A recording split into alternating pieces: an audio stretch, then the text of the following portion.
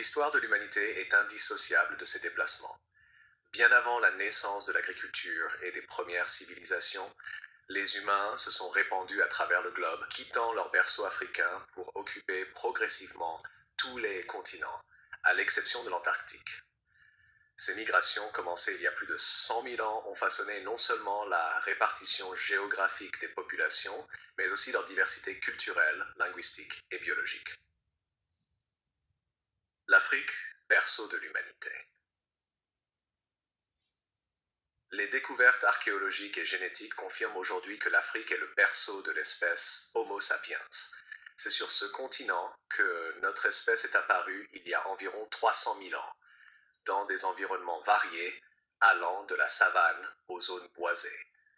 Pendant des dizaines de millénaires, les premiers Homo sapiens ont vécu en petits groupes de chasseurs-cueilleurs, se déplaçant au gré des saisons et des ressources disponibles.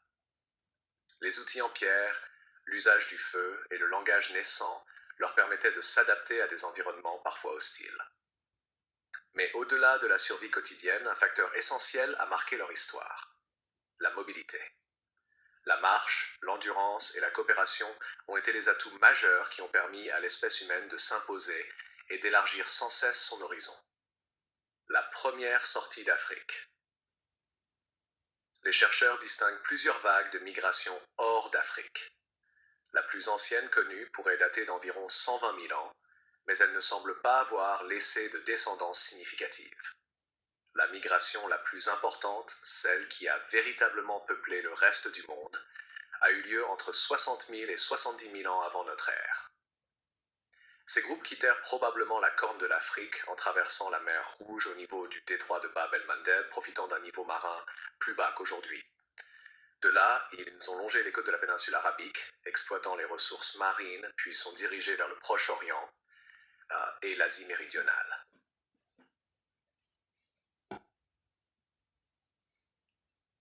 Une fois installés au Moyen-Orient, les Homo sapiens se sont rapidement répandus vers l'Est et vers le Nord.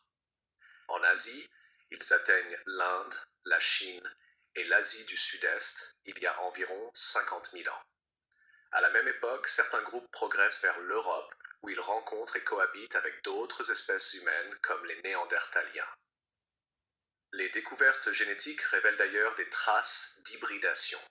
Une partie du génome des populations actuelles non africaines contient un petit pourcentage d'ADN néandertalien ou dénisovien, preuve que ces rencontres n'étaient pas seulement conflictuelles, mais parfois fécondes. En Europe, les Homo sapiens s'adaptèrent au climat plus froid, développant des vêtements, des outils de chasse sophistiqués et des abris adaptés. L'art pariétal, comme les peintures de Lascaux ou d'Altamira, témoignent de leur présence et de leur capacité symbolique. Vers l'Océanie et l'Australie. Une autre branche migratoire suivit les côtes de l'Asie du Sud-Est, atteignant les îles de la Sonde et franchissant des bras de mer pour coloniser la Nouvelle-Guinée et l'Australie il y a environ 50 000 ans. Cette expansion maritime, bien que rudimentaire, témoigne déjà de la maîtrise des déplacements en milieu insulaire et du sens de l'exploration. Ces populations développèrent des cultures adaptées aux environnements tropicaux et désertiques, perfectionnant des techniques de pêche, de navigation et de gestion des ressources naturelles. Le peuplement des Amériques. L'une des étapes les plus fascinantes des migrations humaines fut la conquête du continent américain. La théorie la plus répandue suggère que des groupes venus d'Asie orientale ont franchi le détroit de Bering, alors transformé en pont terrestre, la Béringie, entre 20 000 et 15 000 ans avant notre ère. Ces pionniers ont d'abord occupé l'Alaska et les plaines de l'Amérique du Nord, puis se sont dirigés vers le sud, atteignant rapidement l'Amérique centrale et l'Amérique du Sud. Certaines découvertes archéologiques, comme le site de Montverde au Chili, daté d'environ 14 500 ans, attestent d'une présence humaine très ancienne sur le continent sud-américain.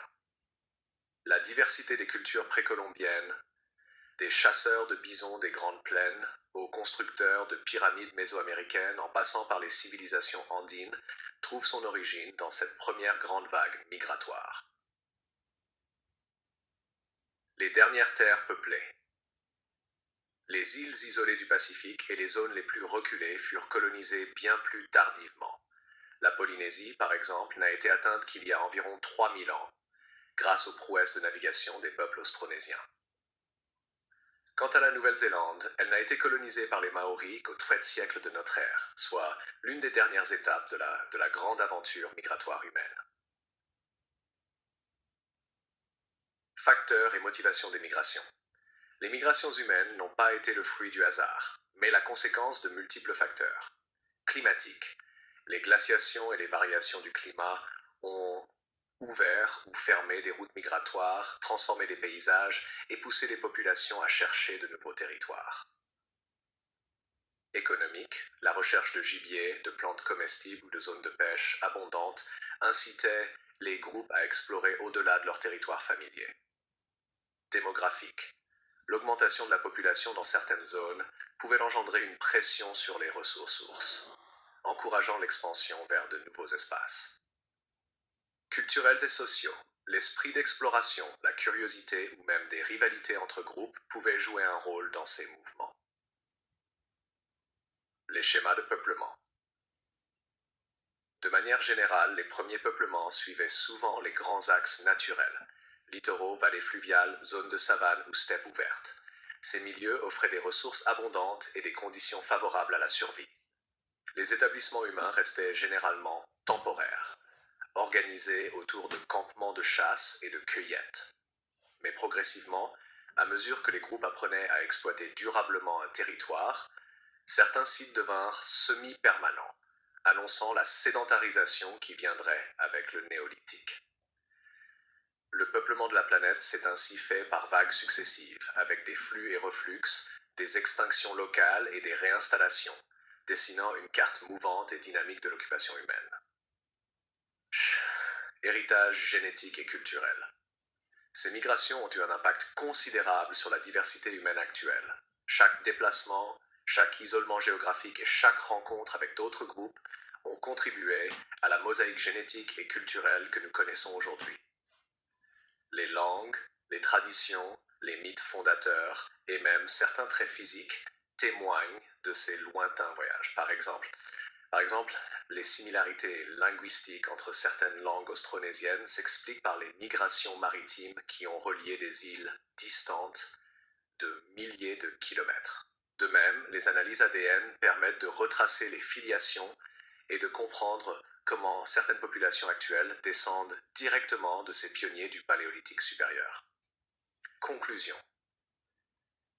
Les premières migrations humaines et les schémas de peuplement illustrent la capacité d'adaptation, de curiosité et de résilience de l'espèce Homo sapiens. Partis d'Afrique il y a environ 60 000 ans, nos ancêtres ont conquis la planète entière en quelques dizaines de millénaires, affrontant des climats extrêmes, des environnements inconnus et des espèces concurrentes. Cette histoire de déplacement et d'exploration est au cœur de notre identité collective. Elle rappelle que nous sommes tous issus d'une même humanité voyageuse, dont l'héritage se retrouve encore dans nos gènes, nos langues et nos cultures. Titre YouTube proposé: Les grandes migrations humaines, comment l'humanité a conquis la planète.